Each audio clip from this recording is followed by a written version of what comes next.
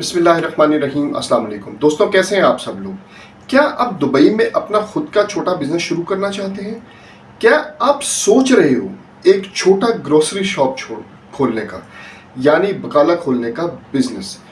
तो आज की वीडियो आपके लिए। मैं आपको स्टेप बाय स्टेप बताऊंगा कि 2025 में 2025 में दुबई में ग्रोसरी स्टोर कैसे ओपन किया जाता है, लाइसेंस कैसे मिलता है, कॉस्ट कितनी आएगी, प्रॉफिट क्या होगा।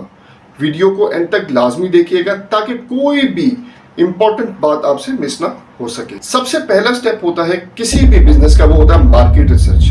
आपको देखना होगा कि किस एरिया में आपकी दुकान चलेगी। दुबई में हर जगह ग्रोसरी स्टोर्स अवेलेबल हैं, लेकिन रेजिडेंशियल एरियाज में, लेबर कैंप्स में और स्मॉल कम्युनिटीज में डिमांड ज्यादा होती है। ये आपको देखना है जब भी आपको ग्रोसरी या बिजनेस कोई भी करना है। आज हम स्पेसिफिक बात कर रहे हैं बकाला बिजनेस की। तो जब भी आपने कोई बिजनेस करना है तो आपने उससे पहले उसकी मार्केट रिसर्च जरूरी है। ये बिजनेस की बैकबोन होती है। जब तक आप मार्केट रिसर्च नहीं करोगे किसी भी प्रोडक्ट की या कोई भी बिजनेस की, तो आपका बिजनेस सक्सेसफुल होने के ना होने के 99% चांसेस रहेंगे।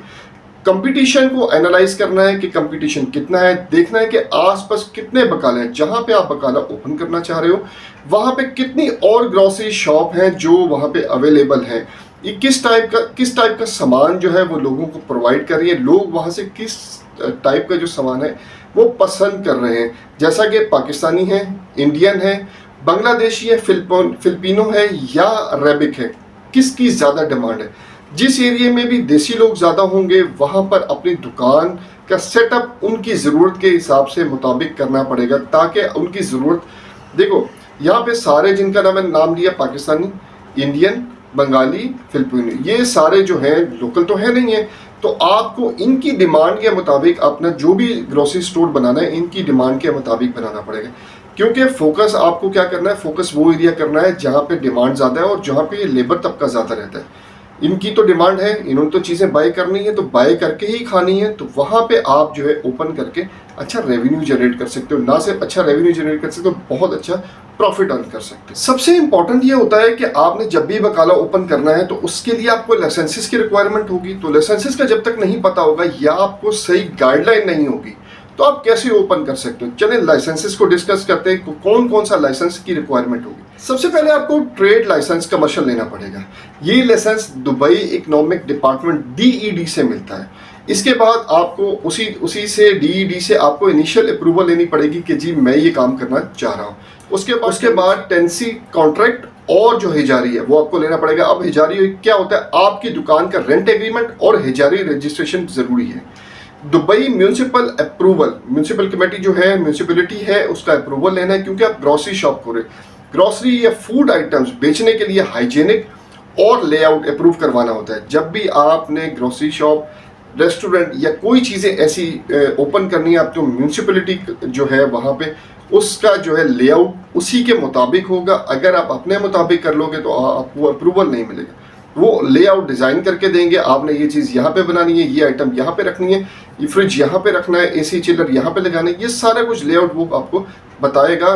तभी उसी के मुताबिक आप जो अपने ग्रोसरी जो है स्टोर को वो मतलब कि उसके लेआउट के मुताबिक ही तैयार करोगे। इसके अलावा आपको फूड सर्टिफिकेट जो चाहिए होगा, फूड सेफ्टी सर्टिफिकेट चाहिए होगा। अगर आप पैक्ड या फ्रेश फ्रूट रखते हो, मतलब अगर आप जो फ्रेश फ्रूट एंड वेजिटेबल रखते हो या पैक्ड रखते हो, तो आपको फूड सेफ्टी सर्टिफिकेट की रिक्वायरमेंट लाजमी रहेगी। अब थोड़ी लाइसेंसेस कॉस्ट की बात कर ले। अगर आप दुबई में 2025 में दुबई में ग्रोसरी स्टोर का लाइसेंस रिलेटिवली जो है इजी है, अफोर्डेबल है। देखिए ब्रेक डाउन करके आपको बताता हूँ कितने का। ट्रेड लाइसेंस जो DED से आपने लेना है वो 8,000 से 12,000 आपको दिरहम में मिल जाएगा। उसके बाद जब आपने नाम सोचना है, name reservation of initial approval, मतलब आपने जो है उसका नाम भी तो सोचना है, उसके लिए आपको अप्रूवल भी चाहिए। तो 700 से 1000 जो है दिरहम आपका इस पे खर्चा आ जाएगा। उसके बाद आपने हिजारी शॉप का रेंट देना है। अब शॉप देखें 10,000 से लेके 25,000 तक आप लोकेशन वाइज इसको जो है डिपेंड करेंगे कि आपको कितना जो है रेंट पे करना है, लोकेशन के हिसाब से होगा। अच्छा, म्यूनिसिपैलिटी जो है इंस्पेक्शन करेगी या वो जो भी होगा उसकी फीस 500 से 1000 दिरहम तक रहे। टोटल सेटअप कॉस्ट जो है वो 20,000 से 40,000 दिरहम तक आएगी। अच्छा, ये जो है डिपेंड करती है, कॉस्ट डिपेंड करती है लोकेशन के हिसाब से और दुकान के साइज पे। आप कितनी बड़ी दुकान खोलना चाहते हो और कितनी छोटी खोलना चाहते हो, ये उस पर डिपेंड करता है। अच्छा, थोड़ा सा लोकेशन और शॉप की रिक्वायरमेंट्स को हम डिस्कस कर लेते हैं। अगर आप जब भी बकाला का बिजनेस शुरू करना है, आपको डिफरेंट शॉप्स पे विजिट करना है, बकालास पे, ग्रोसरी स्टोर पे विजिट करना है।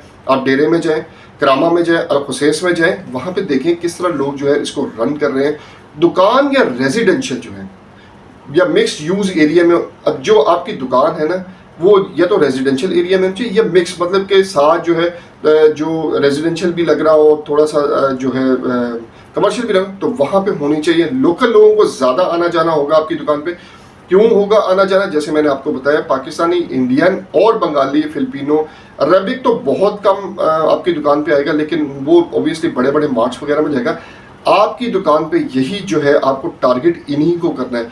मिनिमम जो शॉप का साइज आपने लेना है वो 300 स्क्वायर फुट रिकमेंडेड है। 300 स्क्वायर फुट से सेपरेट स्टोरेज एरिया होना चाहिए। क्लीन एनवायरनमेंट होना जरूरी है आपकी शॉप का। एसी शेल्फ्स होंगी आपके, बिलिंग काउंटर होगा और फ्रिज, रेफ्रिजरेटर, फ्रीजर का सारा सेटअप जो भी वो आप लोगों ने लेना है वो आपकी रिक्वायरमेंट है। अच्छा, ये सारा सेटअप जो है ना 10,000 से 15,000 दिरहम का तक लग सकते हैं, डिपेंडिंग ऑन सेटअप। आप कितनी उसमें गुड़ डालोगे, जितना गुड़ डालोगे डेफिनेटली उतना ही मीठा होगा। इसके बाद बात करते हैं प्रोडक्ट सोर्सिंग और इन्वेंट्री की। मतलब आपको प्रोडक्ट सोर्स भी क्यों करना है और उसकी सारी इन्वेंट्री जो है अपने पास रखनी है। बात करते हैं ग्रोसरी आइटम। अब आप देखो, अब जब आप सोर्सिंग कहाँ से करोगे, अब आपको सोर्सिंग कहीं से तो करनी है ना। अब आप होलसेल मार्केट देखोगे। होलसेल मार्केट किधर है? अल अवीर मार्केट है या डेरे में आप चले जाओगे, यहाँ पे जो है बड़ी बड़ी मार्केट्स हैं।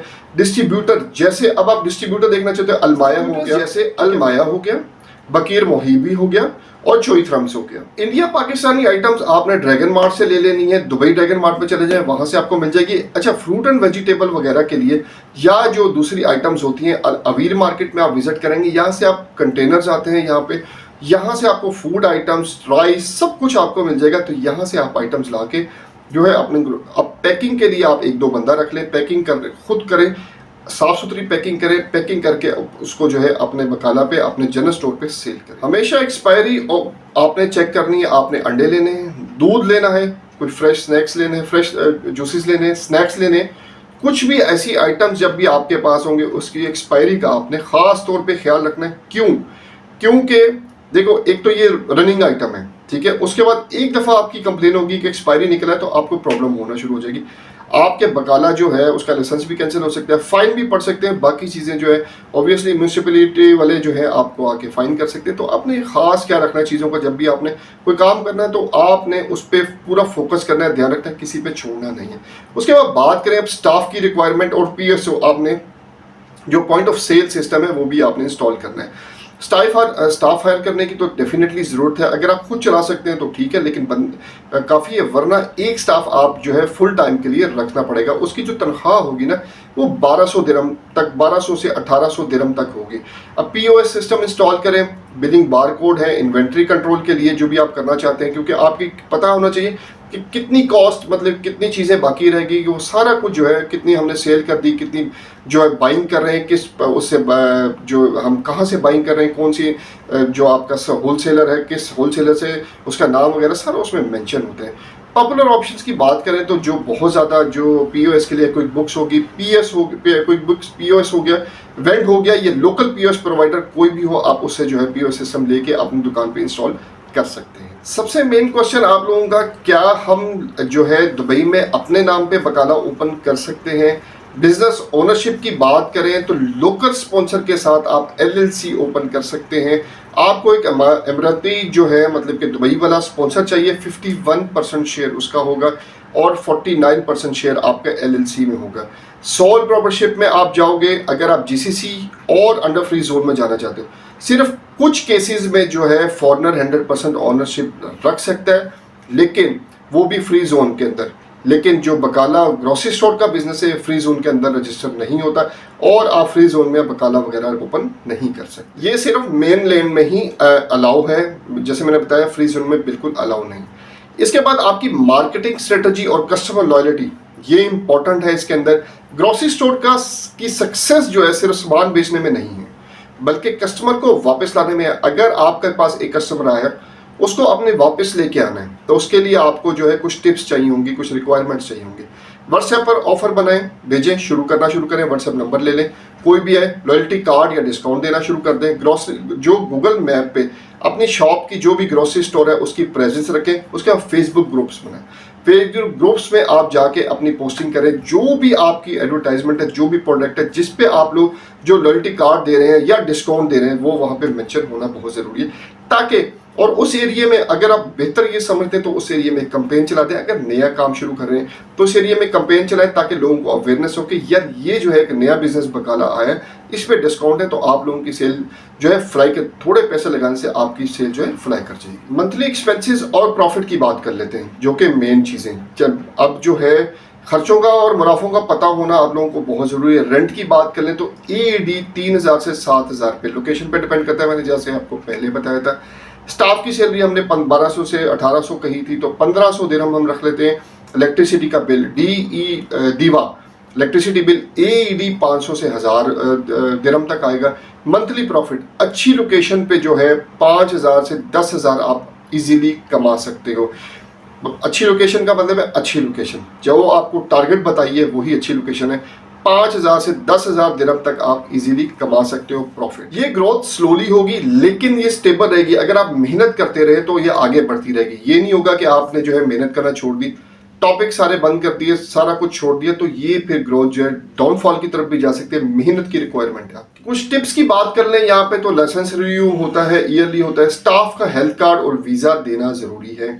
अच्छी अकाउंटिंग और इन्वेंट्री सिस्टम यूज करें ताकि आप लोगों को परेशानी नहीं होगी। हमेशा दुबई म्यूनिसिपैलिटी के हाइजीनिक रूल्स को फॉलो करें, वरना आपको अच्छा खासा फाइन लग सकता है। तो दोस्तों ये थी कंप्लीट गाइड दुबई में 2025 के अंदर ग्रोसरी स्टोर कैसे खोला जा सकता है। अगर आपको वीडियो पसंद आई हो तो जो है शेयर करें, लाइक करें, सब्सक्राइब करें और कमेंट में बताएं कि आपको किस टॉपिक पे अगली वीडियो चाहिए। बिजनेस शुरू करना आसान नहीं होता, लेकिन अगर नियत, मेहनत और प्लानिंग को सबसे मुमकिन है, सब कुछ मुमकिन है।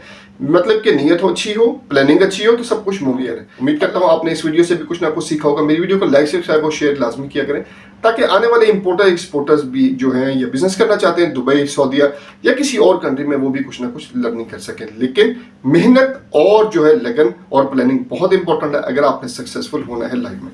चले अगली वीडियो तक के लिए अपने भाई को इजाजत दीजिएगा। अपना बहुत ज्यादा ख्याल रखिएगा। अल्लाह हाफिज।